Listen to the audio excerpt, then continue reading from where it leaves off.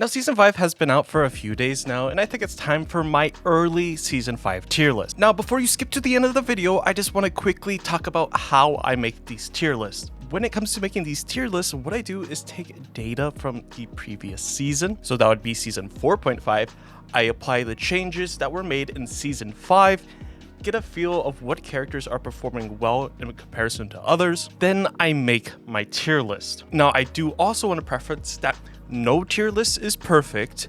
Every single character, in my honest and true opinion, can be extremely good into this game. It's mainly up to the individual. A lot of the time when I make tier list videos and I might put something where someone doesn't like it, they dislike the video. Now, I'm not saying that I'm going for likes or dislikes, but it's clearly opinion based. Now, if you don't like my tier list or you're dissatisfied with it, you can just type in the comments what you think, what your opinion is. A lot of the time, these tier list videos are mainly there to start conversation and talk about the meta and talk about other things, not there to say that your character is bad or this character is the best and you should be playing it. No, it's just a general understanding. And if you get to the end of the video and you're confused to why some characters are placed in certain areas, I always explain why I put the character in each spot. And one last thing, I just want to emphasize that when I make these tier lists, when I put it on the tier list, left to right order does not matter to me. I just place them in S, A, B, C, and so on. Left to right does not matter to me at all. Now, traditionally, tier lists typically do that. They go left to right of the best to the worst in said category. But for me personally, I just place them in the area. I don't care about left to right. So people ask, why is this character higher than this one? It doesn't matter. Now that we got all of that confusion out of the way, let's start with our Vanguards section. So let's first kick things off with Dr. Strange. Now in Season 5, Dr. Strange didn't receive any changes. However, a lot of his counters, in quotations, counters, did get significantly buffed. I don't know why I said significantly like that, but we'll just leave it. Thing like Captain America, The Thing, other Vanguards as well also got buffed. Emma Frost is still rampant. Magneto saw a buff. Hulk got a buff. However, Dr. Strange didn't receive any changes, and a lot of the, like I said, counterparts or his counters did in fact get buffed, knocking Dr. Strange down in the tier list in my personal opinion. Even though he didn't receive any nerfs, he's still as powerful as he was in Season 4.5. The meta kind of seems to be shifting towards a more dive style meta where you have Gambit empowering his teammates and you're just running the enemy down. And when you have a Doctor Strange like character, it's really hard to get a lot of work done. Although there are people that make it work, which is totally fine. But I am going to put them on my lower end of the tier list for now, and I might move them at the very end. Now let's talk Hulk. In Season 5 of Marvel Rivals, Hulk received a little bit of a buff, and that's each direct hit reduces his indestructible guard cooldown by 1 second. Now, do I think Hulk is an awesome character? I definitely do think he's a very good character. However, I don't think he's the best right now in terms of there's other Vanguards that are extremely effective, especially because Namor lost his Gamma team up, back a couple seasons ago. Hulk has definitely never, been the same. It's more of a risk pick now picking him because you just have other characters that do his job just a lot better in my personal opinion. You have things like Captain America, Angela, heck, even The Thing now is a lot better than Hulk currently, mainly because of the buffs he received. But that's besides the point. You still have to worry about Emma and Magneto, so I think he's a little bit lower on my tier list than what I would like. But I think putting him safely in B for right now is perfectly fine. Now moving on to Captain America, I'm actually going to add a tier list. And we're going to call this S+, I think. So for Captain America, he honestly received a pretty insane change in my personal opinion. And that change was that the Freedom of Charge ultimate ability new effect allies within his pass to gain a 30% boost to the ultimate energy charge efficiency. Now, efficiency. I don't know why I mispronounce words all the time. The character was already insane in my personal opinion. He was insanely good, especially with the previous season, the previous dives. We either have Cap Psylocke or Cap Daredevil, Venom Cap dive, whatever you want to call it, or whatever dive iteration or configuration you can think of. Captain America was one of those characters that was extremely efficient at it. Now, this buff that helps his allies get their ultimate a lot faster. Just means this character is going to be even more prioritized because he can solve an infinite, amount of time. If he has that ultimate, he's just helping his team stall even longer, and sometimes it might not feel like anything is going to die. But in my opinion, again, Gambit adds the fundamental that things will start dying more because he applies all those debuffs, he does all that damage. But that's besides the point. Captain America, in my opinion, is still, yes, I keep saying in my opinion, is still a fantastic character. I think he's insane right now. So for that instance, and for that sake, I'm going to place him in the S category.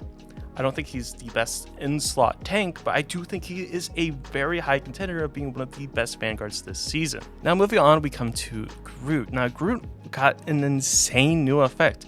He gains unstoppable status when within 15 meters of awakened ironwood walls. That's his big wall, and when it's an awakened, he's unstoppable.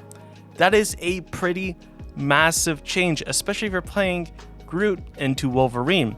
And for that instance, I think that changes a lot of his dynamic. You don't necessarily have to be worried about, getting kidnapped 24/7, although I could be wrong on this. For the most part, you shouldn't be worried about a lot of things, and I think this definitely propels him into a high contender of being a very good tank. The character was already very good in my personal opinion. However, I think this buff to Groot definitely makes him just even better. So, way better than what he used to be. So for that instance, I'm going to set him between S and A. I'm going to put him in S just for right now, and I might move him later, but I think him sitting here is okay. Moving on, we have Magneto. For Magneto, what they did is separate the cooldowns of Metal Bulwark and Iron Bulwark. So essentially, like Zarya now, he has a self bubble and a ally bubble, and they're on different timers now instead of the same timer, which is honestly an insane change in my opinion. That change shouldn't be happening. I understand why they did it. Do I think they should have? Probably not. But basically, he's even stronger than what he used to be. Yes, they did reduce the Metal Bulwark and Iron Bulwark shield value from 250 to 200. However, I think the change that he can shield himself and allies basically at the same exact time is way too big of a buff than you honestly might think, and definitely shakes up just what this character can do. More survivability, essentially, for both himself and his team. With that, I think he just propels into the S plus category now. You might be saying, oh, that 250 to 200 is big.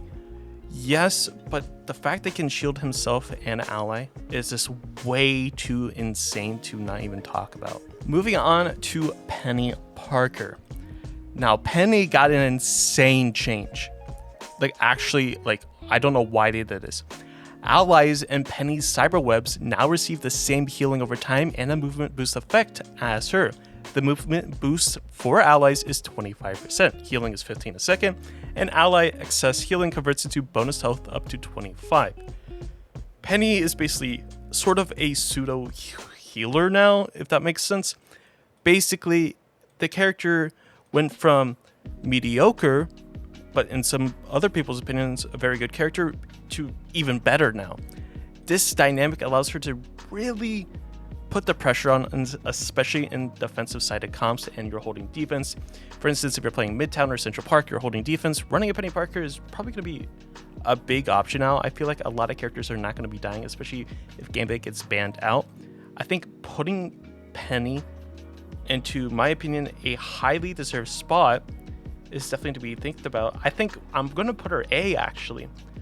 I think the change was significant enough that a very good Peni player could dominate and just have so much more impact to your team than you might think. You might think that Peni doesn't have the best stats on your team. Sure, that might be the case, but if you're never dying because you're just sitting on her webs all the time, she's doing half of her job now because she offers all that extra healing and movement that I think is super valuable that a lot of people underappreciate right now.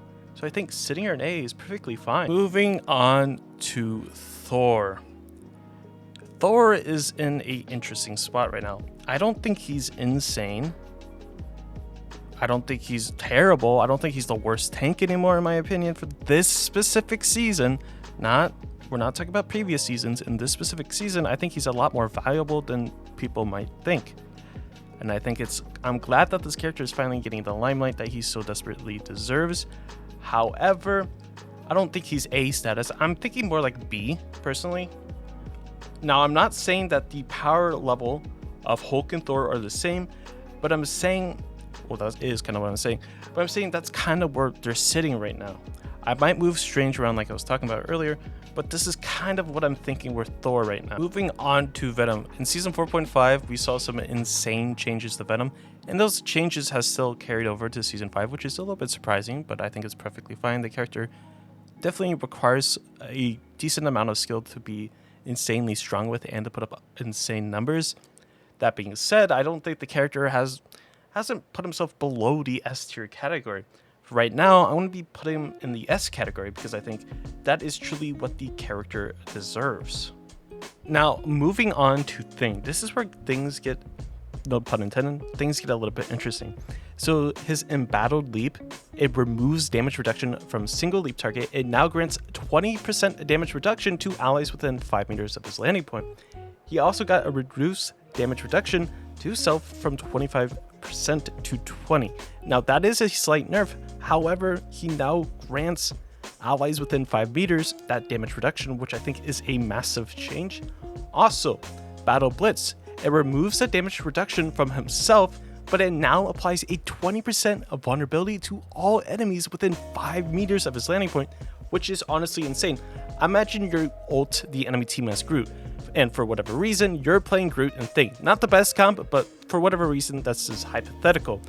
You ult as Groot, and then you have Thing that jumps in and applies that vulnerability.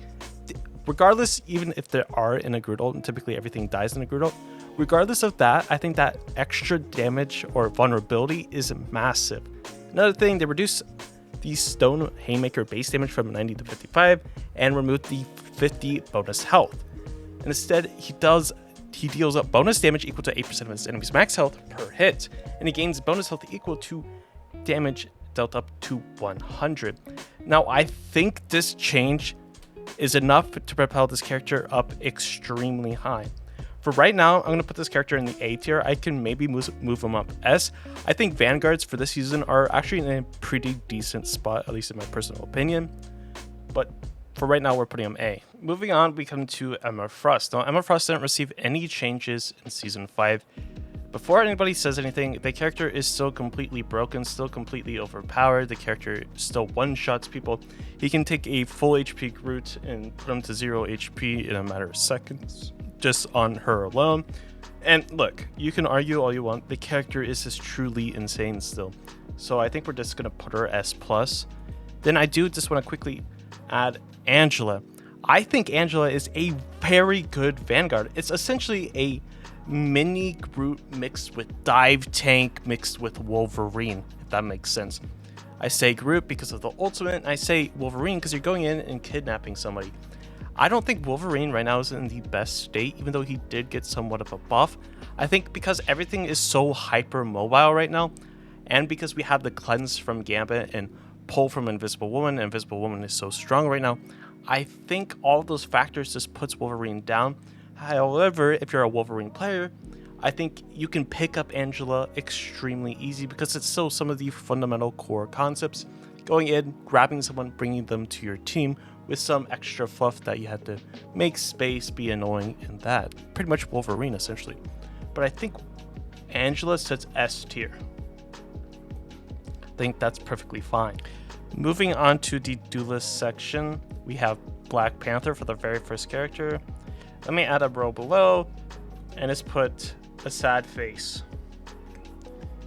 And Black Panther is going in the sad face category. The character is really bad right now, unfortunately. He's not good. So that's what we're doing. Moving on to Black Widow. I've said this before. Some other people have said, I think Black Widow is a very good character. I think the character is insane. I just think there's not a lot of people who truly understand how the character works, at least in high elo. There's only a couple. I think a lot of people can pick up the character, treat her as a sniper, but don't understand the true core of the character, just how impactful she can be. She's essentially a little bit of a weaker Hela, with the same amount of utility. She has somewhat of an escape. She has a stun. She has a decent ultimate. Not amazing, a decent ultimate. And I think her impact is there, especially with the new team up where she literally is a healer, which is kind of crazy. I think I'm putting her B. I think people are starting to finally understand just how impactful Black Widow can be. So, especially with Mantis being such a high priority pick still, in my opinion, I think putting her B is fine. I don't think there's... Moving on to Hawkeye. What they did was to increase Archer's focus and maximum bonus damage from 75 to 90. That being said, the character still does an insane amount of damage. I don't think he's too insane. I think putting him like B tier, like mid tier, like playable, not necessarily throwing your match, but I think is decent. I think putting him in the middle is perfectly fine. He didn't really receive any nerfs. He's no longer part of the chilling. He doesn't have his ice arrow, which is a decent thing, like a pretty big thing in my personal opinion. However, I think the character is still meh at best, meh. So I think it's still fine. Moving on to Hela. I think Hela is S+. The character is insane still. Then IronFist, following that. IronFist, I think is A. I think he's decent. I think he's pretty good. He got some buffs in season 4.5. It's definitely starting to shine a little bit more, especially with Dive being so much more of a viable comp than most, because Gambit is a character that enables divers pretty well and just enables his team in general. I think the Iron Fist with that is just truly strong. Moving on to Iron Man. You know what's crazy? Without receiving any changes, I still think Iron Man is better than Panther. I still rather have a Iron Man than Panther on my team. That is crazy that I have. Moving on to Magik. Now Magik got some buffs with her team up with Strange. However, I think this season is not the season for Magik anymore. She was a little bit meta in the previous season, not insanely up there. Decent. However, I think there's just so many characters that are just shutting her down right now. I'll put him C, or her C. I don't like to do that, but I just kind of feel like that's where we're sitting at. Moving on, we come to Moon Knight. Now, Moon Knight is an interesting character because he didn't really receive too many buffs. I think the character is pretty good. He does a ton of damage. He gets his ult extremely fast, and I think Gambit, this adds to that, especially with Captain America as well. And because of that, I think we just put it here. I think it's fine. I think he's insanely strong. I think he's a decent character, can do a lot of damage, so I think putting him here is fine. Moving on to Namor. I'm going to group Namor and Psylocke kind of together. Namor didn't receive any changes in seasons 5. However, he did get that team up with Hela. That is a rather strong team up. So I think I am going to be putting Namor in the S tier category. I think Namor is a very good character. There's just a lot of opportunity. He can still flank. He can still challenge a lot of the other duelists in the game. But some of the other ones are just not as strong as what they previously were. So I think sitting Namor S tier is perfectly fine. Following that, we go to Psylocke. Psylocke didn't receive any changes. She didn't get nerfed. She's still an extremely strong character. Gambit and the rest of her team enables her extremely well. So Psylocke is S+ in my personal opinion. The character is just way too strong. Moving on to Punisher.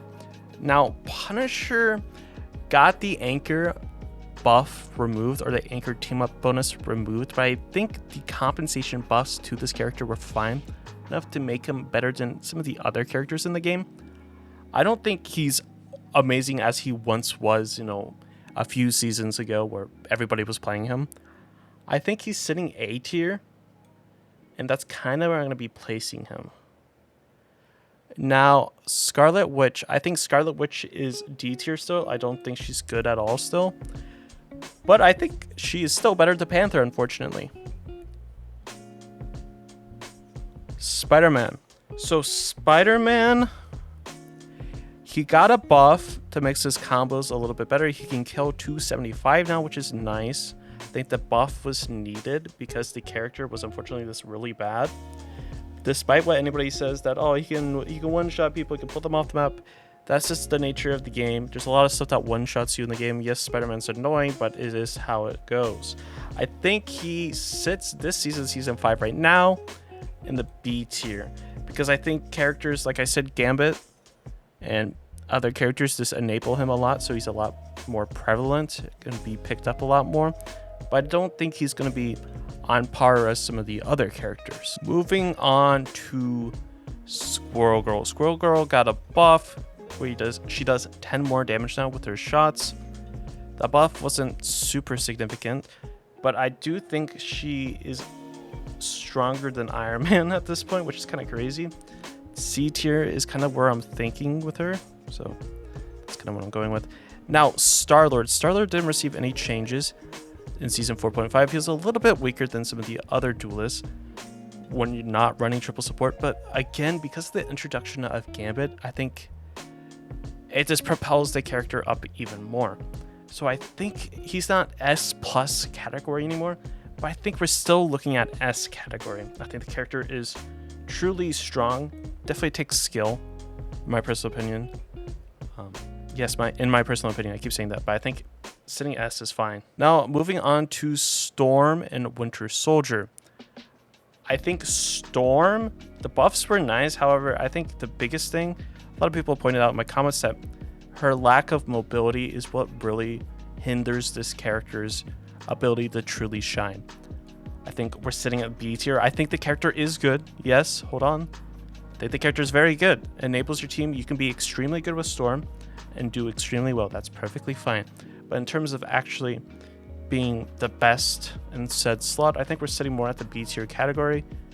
If she had unlocked movement, she could move a lot faster, then she'd probably move up. But I think because she's so easy to take care of, get rid of, we're looking more at the B tier category. Following that, we have Winter Soldier. Winter Soldier did not receive any nerfs, but I think the meta is kind of forcing him out of this position to where he's insanely godlike.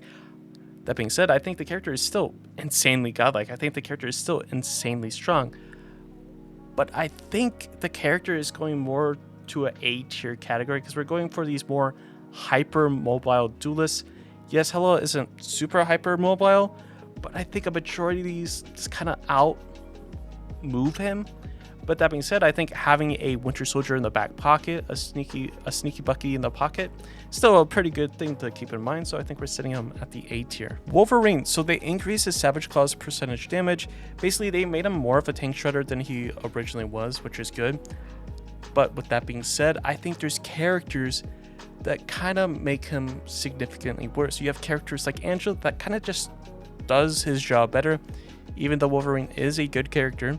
And I think IronFist also does Wolverine's job better as well, because IronFist does percentage-based damage, he can shred tanks down.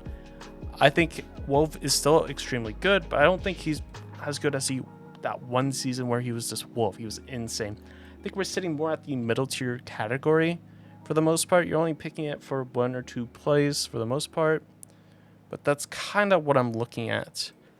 Then Mr. Fantastic. So he got some pretty major buffs. So what they did was reflective rubber can now be used during inflated state after reaching 100 elasticity. They removed the 350 bonus health on entering inflated state. He now gains 350 maximum health and a one-time heal of 350. I think that's insane. I think that is an insane change to the character. And honestly, I think this puts Mr. Fantastic between A and B. I'm leaning more A. I think the character is actually insanely good now. People are gonna not like this because they see Mr. Fantastic in A. I think this character is slept on. He's very good right now. So that's where I'm putting him. Human Torch.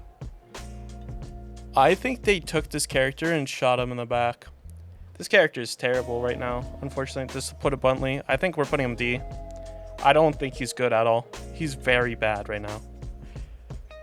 Blade, I think the buffs to Blade were definitely there, but I don't think they were significant to make him outstanding. So I'm gonna put him in the B tier category. Then we have Phoenix. No major changes were made to Phoenix. I think the character is still extremely strong. Yes, the Beyblade tech is gone. That doesn't really matter. The character is still very overpowered. So S is fine. Moving on, we come to our newest duelist in quotations. Gambit. Daredevil. Daredevil didn't receive any nerfs from season 4.5. He probably should have gotten a little bit of changes. The character is very strong, and I think I'm putting him S+. He might be one of the better duelists in slot. I think these three are the best duelists in slots. So that's basically what I'm going with. that is my duelist section. Let me know what you think in the comments down below. Of course, you can agree, you can disagree. That's perfectly fine. That's what this channel is for, to talk about things. So that's my duelist and Vanguards done. Moving on, we start our strategist section with none other than Adam Warlock. Adam Warlock receives some changes where he can, after he dies, he can move around a little bit quicker now in his soul form. They also reduce his ultimate energy cost from 4,700 to 4,500, so you're getting your ult faster, and you have a breaker radius. I don't think this character is no longer S tier. I think we're looking more at A because of the meta changes. I think the character is still super impactful, still a definite game changer in a lot of games. But I think I'm looking more at the A position for this character right now because he can get jumped by a lot of the characters. His soul bond can only survive or help him survive for so long until he just gets overwhelmed, because he's a character that lacks mobility. A lot of the meta I'm looking at right now from all the data from games is hyper mobile comps. Unfortunately, Adam Warlock does not fit into that slot of hyper mobile, so I think we're looking more of an A placement for this character. Then moving on to Cloak and Dagger. Cloak and Dagger now has 275 HP. The character is still the same as it was in previous seasons, just a little bit tankier now. With that being said, I think the character still sits around the A tier. The character can be played, the character cannot be played, but I think we're still looking at that same spot. Then Joff the Land Shark. Joff didn't receive any changes from Season 4.5 and Season 5. People still think the character is awful for whatever reason, like C tier. I'm not really sure what game they've been playing. Maybe they've been playing a lot of quick play, but the character literally won Ignite and was played pretty much all the time in Ignite, pick and ban. Unless there is some sort of major change to the character, again, the character is not removing himself from the S+ category. The character is insane. If you say that, oh, that placement is horrible, it's C tier, the character is so bad, you have to think about, typically tier lists are made for high elo, and those are the characters you want to be looking to play or work on to level up on your own right. Certain characters are easier, higher difficulty to play. That's why they get so much value. So those are big things to keep in mind. If you want to be good with a lot of characters, what I always recommend doing is picking characters out of S, like these three categories, S+, S, and A, and learning a decent amount of them. If you can learn a decent amount of characters, then those are the characters you should be practicing, because usually they're not changed a ton, but Joff is just way too good. Also, Loki received some changes to where he's a bit better now. It's just, I think the meta, unfortunately, is not truly shining. He's like, Duck, how do you already know the meta? Well, Gambit is the meta-defining character. Gambit enforces high mobility compositions. When you have unmobile characters, like Adam Warlock, or stationary characters like an Iron Man, who kind of just stands still. Yes, he flies around, but not too much. It's just hard for them to really do anything. The same can kind of be said with Loki. Loki's a character that once he uses his escape, his lamps, and his snap, he's a very easy character to get rid of. Yes, you can go invisible and hide. Once those are out of the way, the character gets dived extremely fast. Lamps are on a long cooldown. I think we're sitting on the A tier. I think that's fine. Now we come to Luna Snow. You know what's crazy? Luna Snow didn't receive any changes come Season 5. But in my opinion, she gets knocked down from the S tier category because there's just other characters that are just above her. I think I'm putting Luna Snow A tier. But if I did do this tier list left to right, Luna Snow would be at the top of A tier. I think that's fine. It's mainly because, again, the shift in meta, I think the character is phenomenal still. That if certain characters are banned, you can pick up. It's just Joff, Rocet, the undiveable backline exists in this game, and you also have Gambit now. It's just so hard for this character to get a lot of value, even though she is so good still. But Rocet, now coming to Rocket Raccoon, you know, that's crazy. The change that they recently made to this character has made this character insane. And if you don't understand, he has played in high elo, he's played in pro play, he's played in middle ranks, low ranks. Because of the healing and the damage boost together, it's just like a better, it's just a Luna Snow ultimate, but you can destroy it. But because of that, all you have to worry about is a character like Phoenix. You just ban Phoenix, and then this character is insane again. So I think we're going S+. It's played a ton in pro matches, and Hela, this is my reasoning for this placement, and because of the changes. Then Invisible Woman. Invisible Woman got crazy changes this season, in Season 5. They increased the orb projection hit damage from 25 to 30, and the projectile maximum range from 30 meters to 35, and projectile speed from 120 meters a second to 150. They increased the force physics length from 30 meters to 35, which is pretty significant in my opinion.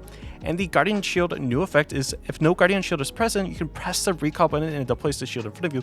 Now you have a self-healing ability, a actual ability. Instead of using your passive invisibility to heal yourself, you actually have a real ability. This is huge for Invisible Woman players. I think the changes just make this character one of the best healers in the entire game, on par of Joff and Rocet, which is kind of crazy that I'm saying that, but I think this character is now S+ character. The character is way too strong now. Not way too strong, but very strong, what I meant to say. Now, after Invisible Woman, we have Mantis.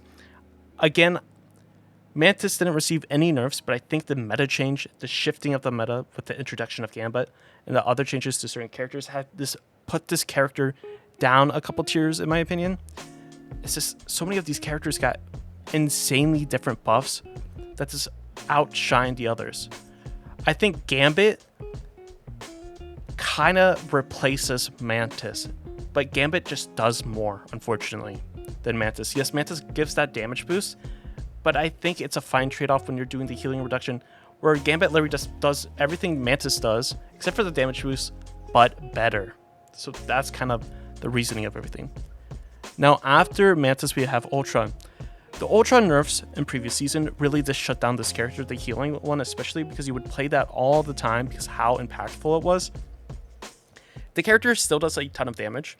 The character is still good in my opinion, but I think the meta for this Season 5, and you're thinking, again, how I've been saying, how do you know what the Season 5 meta is? It's pretty easy to see the patterns that are appearing. But I just think Ultron is no longer one of those shining stars anymore. I think I'm putting it like C category, which is kind of hurtful because I love Ultron, but that's kind of where we're going with. Gambit. Gambit got added to the game, and I think is the character that is going to define everything about this game right now because of how impactful he is. His ultimate is insane. His abilities is insane. His damage he can do is insane as well. Everything about this character is just good. He is a Mantis on crack. He's a Mantis that just offers so much more than what Mantis does. Because of that, he sits nowhere besides S+ in my opinion. Again, this is an extremely early tier list, and this is kind of what I'm looking at for Season 5. I might eat my words in a couple of weeks, but this is what we're working with. Now, is there any last final changes that I want to make personally to this list? I don't think so. I could move. Another big factor, you might be wondering why Dr. Strange is so far in the tier list, is because of this character right here, Gambit. Dr. Strange's ultimate was a game changer. Same with Hulk, you have to think about these things. Hulk's exile was a big factor. If you have a character that cleanses those effects, the character's potential just drops drastically because of high prio a character Gambit is now. I think Gambit in the game, a majority of these characters can't be played, or can be played but have minimal impact because he just has a cleanse effect. I think this is kind of where I'm looking at for my personal Season 5 tier list.